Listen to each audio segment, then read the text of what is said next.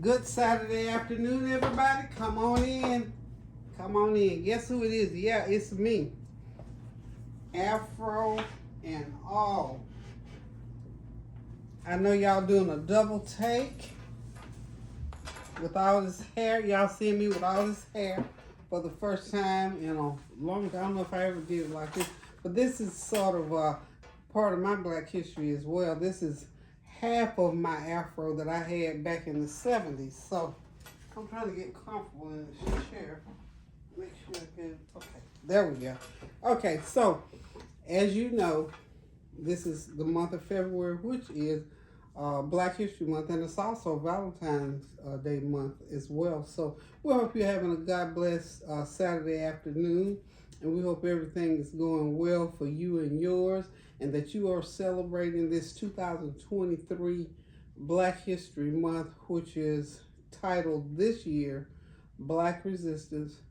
As I mentioned on yesterday, of course, resistance means to try to prepare the opposite of, or fight against, or to push back on. So the Black resistance, of course, refers to the oppression that African Americans and Black and brown people went through for so many years. And through the resistance came the Underground Railroad, inventions and things like that, which is going to bring us to some African American women inventors. That was a nice little segue. So what I came to say to you today is that African American women made more contributions to our culture and to this world and to these United States than we sometimes realize. So that's what I'm going to talk about real briefly today. And I'm also going to share a recipe with y'all. Now, yesterday I shared a recipe, and I've got to get it posted. I know that, but something went wrong with that video. So I shared one about how to make stir-fried cabbage. And then I did some bread and some other things, y'all know.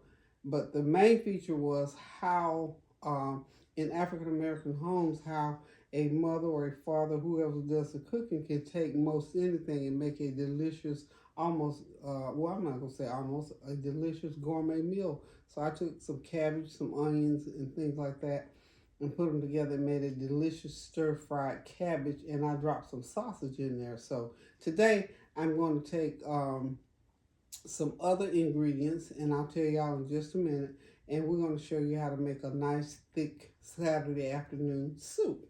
Okay, so before we go on with that, I'm going to just sit here, and I'm going to do the best I can with this reading. My eyes are still sort of doing what they do. I still don't have my new glasses yet, but I'm looking forward to getting them. So I'm going to see what I can do. Okay, so African American women inventions, and this is coming off of, I'm going to put this up like so, maybe, okay, like this. Maybe you all can see it. If you want to enlarge it at some point in time and look and see what's going on here, you feel free to do so. Okay? All right. So we're just going to take a few. Okay, Miss Virgie Ammons, guess what she invented on September 30th, 1975, which hadn't been all that long ago. She invented the fireplace damper. Now, you know what a damper is. You probably hadn't heard that term in a long time. But a damper is a apparatus on your fireplace where you can, well, ours was anyway, where you can move it back and forth and allow the air that comes in to sort of blow on that fire to adjust it. Okay, to adjust the fire in the fireplace. Okay, Louise H. Andrews, how about this? Lens holder accessories. And the patent for that is pending, so there's no date for that. Patricia Bath, who's an MD, invented an apparatus for ablating and removing cataract lenses. Now, come on. I promise you all, I did not know this before I read this. Now, y'all know I just had cataract surgery. So how about that?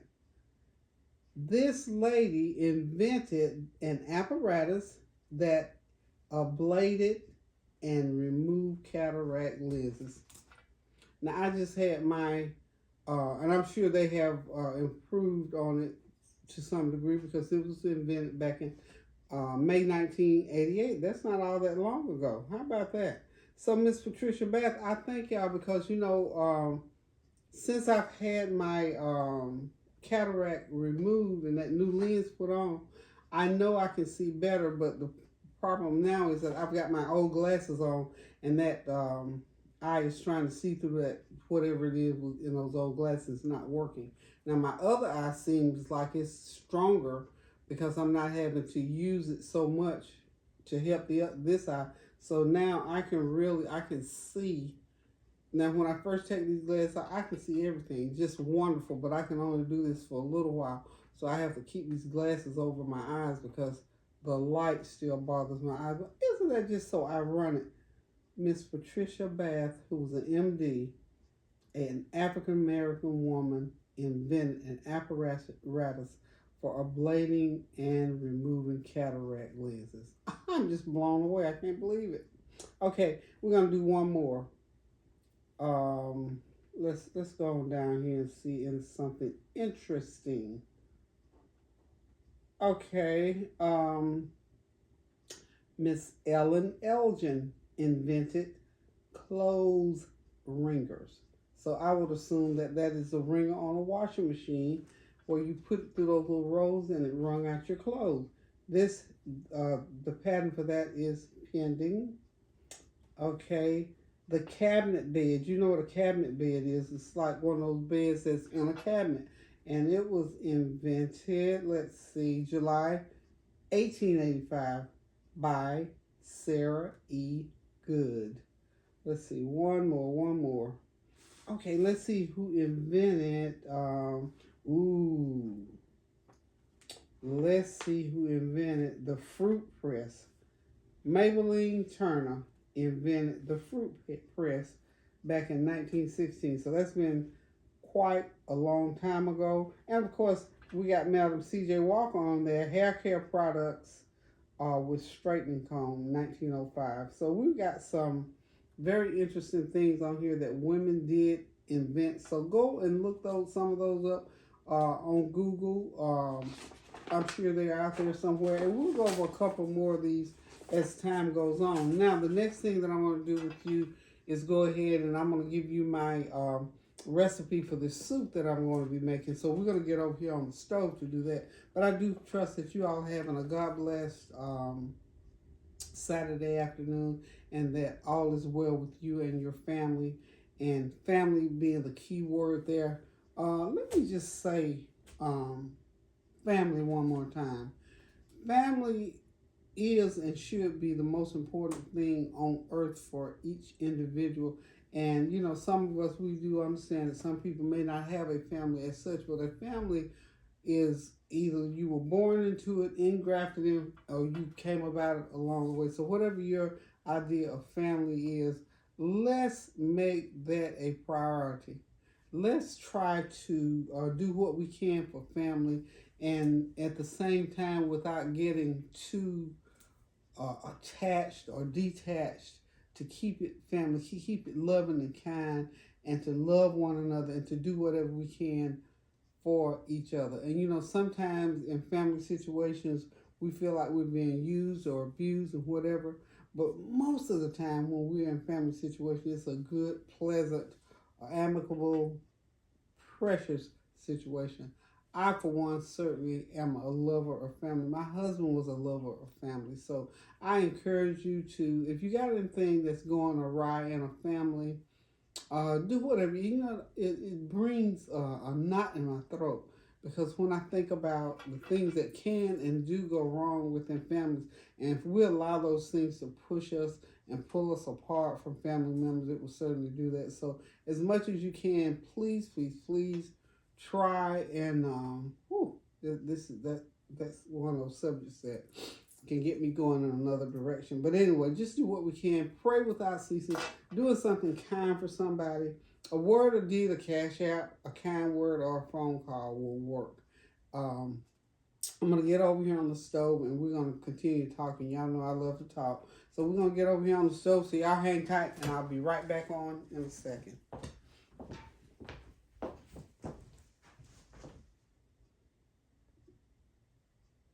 Hey y'all, I'm back. Now I'm going to share this recipe. It's got quite a few ingredients in it, but you know, you can interchange any of these ingredients, and when you think about the quality and the taste of this soup, it won't seem like a lot of work at all. So it's going to be a butternut squash, cabbage, avocado soup is what I'm making. And of course, it's going to have a milk base, of course, to it. And this is how we're going to do it. Okay, I've got a bag of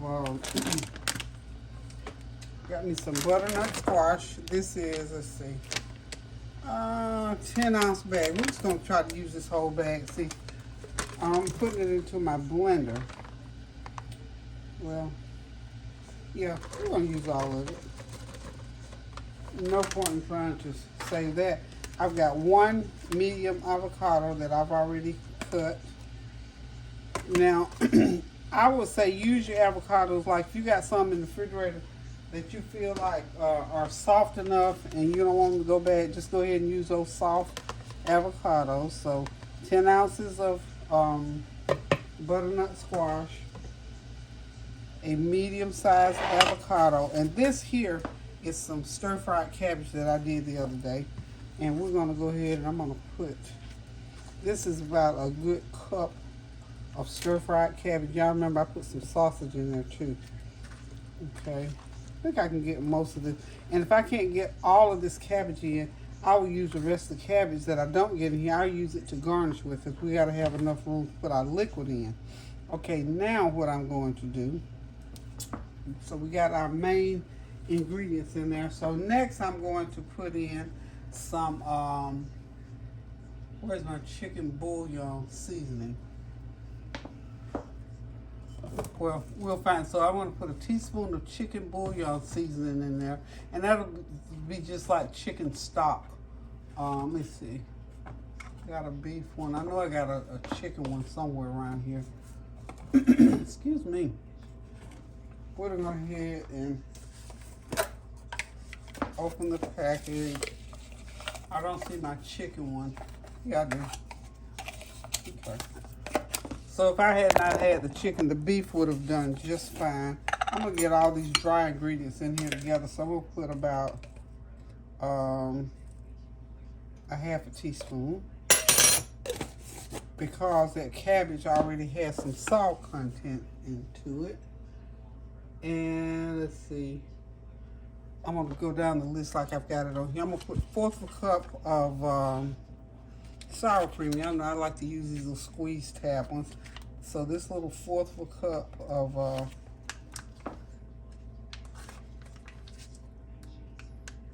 I like to get this stuff like this. Okay, that's about a fourth of a cup there. That's all we need. And let's see, where's my, I need some onion powder. Onion powder. Give me a teaspoon of onion powder. Y'all write these ingredients down now, because this is going to be some good old creamy soup. Good old creamy soup. And what I'm going to do when I get everything in, I'm going to put it on the blender, and we're going to blend it, and then we just pour it into the pot and simmer it for about 10-15 minutes and let all those great ingredients cook together.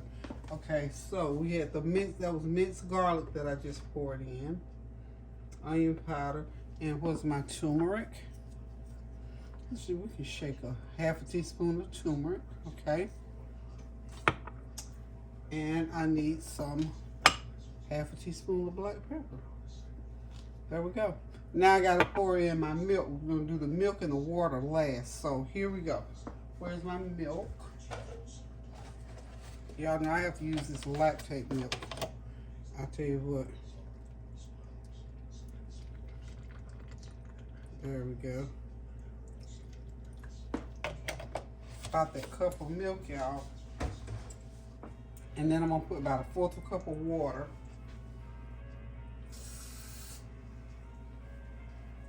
Okay, I got everything already in here. If y'all hear that little weird noise in the back, those sounds are not mine, so I don't know where they coming from and whose they are.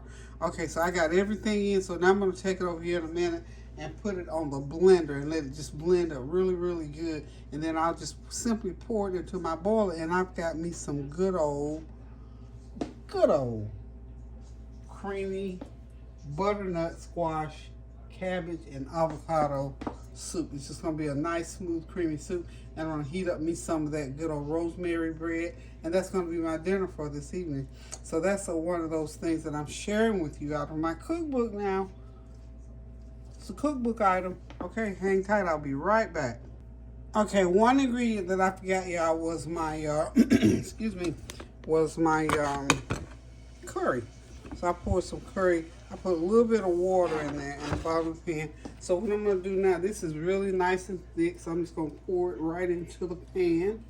And then I'll rinse this, and I want it nice and thick, y'all. This makes about a good 3 or 4 cups, okay? So all I'm going to do now is just let this cook, and we're just going to let it simmer there for about 15 minutes. Oops, this boil is trying to bubble up on me, y'all. You see, it's a nice, thick, rich, creamy soup. I cannot wait to get into this. Get me some of that nice rosemary bread. Y'all hang on and we'll be right back. Okay, so I'm going with that about a 1/4 of a cup, maybe even a 1/2 a cup of cabbage that I had left over. I'm just going to drop it right into the soup, and I'll just thicken it the more. And we're going to have some nice, and this is going to be wonderful, y'all. So I'm just going to let that cook through for about a good 15 minutes, and then we'll be ready to dish it and serve it. Okay, so we'll be right back, y'all. This is Nari. He got a word for y'all. Word from the lips of a child to bless y'all this evening. Go ahead, Nari. Say it like you mean it, baby. I think I forgot about the words, but it is great. Let me try to think of it. He was just telling me what he thought about me and that he wanted me to have a great day. So, all of y'all, including you too, Gigi. Thank you, darling. See, he said all of us, including me. Look, Narik is one of those children. Those type children with that kind of a heart and the ability to pray and to give kind words of encouragement. They are so rare, and we have to protect and count them precious. We have to protect those little souls who God sends us to earth like that. So I love Nari just like I love all my other grandchildren, but he is really special in that he can pray and he can speak those words of encouragement to me. He tells me, "You're the bestest, Gigi." And we can come up with different ideas about things, and we can just sit and talk, and I can see the blessings coming across his lips. So y'all pray and keep him prayed up. He's 7 now. When he gets 17, Lord have mercy, I know telling where the Lord would have elevated him to. So we're just going to keep him prayed up just like we do all of our children, and ask God to keep them safe as they go into these schools these days, out and about, whatever they're doing. So we ask God to keep his hedge of protection around him. We lift him up now in the name of Jesus. And so we're back at the soup. So the soup is ready. As you can see, it's kind of bubbling. I'm sort of firing it back up a little bit because I like mine piping hot. And I've garnished the top of it a little bit with some turmeric. This is my squash, avocado, and cabbage soup. So we're getting ready to sit back, relax, and help us a bowl of this soup so that we can enjoy it. And I promise you, follow that recipe that I gave y'all. If you want to make variations to your veggies, you can do that. And if you need to put a little bit of salt, if you do salt, a little bit of salt to taste as you wish. And I promise this will be one good hot bowl of creamy, fresh squash, avocado, and cabbage soup that you will not soon forget. So anyway, happy Black History Month to all. Go and find some things to look at about Black History Month. Go on Google. I know they got plenty of information out there. And I'm going to continue as the month goes on to put things out there for you to consider. So here we go. We're going to get our hot bowl of creamy soup.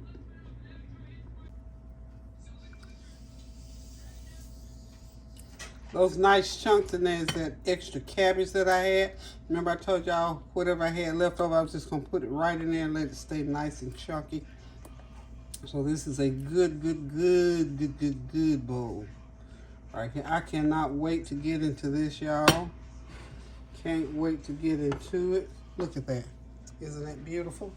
Okay, and I'm going to, I got me a little cup of, y'all know I love my salsa. So I got me a little container of salsa that I'm going to drop right on top of there when I get ready to sit down and partake. Also, I like sour cream. So I'm going to put me a little bit of sour cream on there just to kind of finish it off a little bit.